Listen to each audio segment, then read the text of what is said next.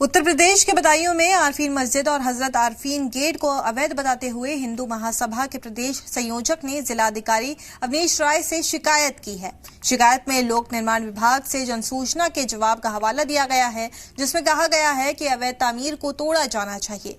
मामले के शिकायतकर्ता मुकेश पटेल का कहना है कि 5 बार के विधायक रामसेवक पटेल की कोठी को अवैध बताकर तोड़ दिया, गरीबों के आशियाने तोड़ दिए। सोत नदी पर कब्जा करने वाले सपा नेता आबिद रजा का मैरिज हॉल तोड़ा गया तो अवैध मस्जिद और गेट क्यों नहीं तोड़ा जाएगा। उन्होंने आगे कहा कि अगर इस मामले में कार्रवाई नहीं होती है तो धरना प्रदर्शन किया जाएगा और मुख्यमंत्री योगी आदित्यनाथ से मिलकर उनके सामने इस मामले की शिकायत रखी जाएगी।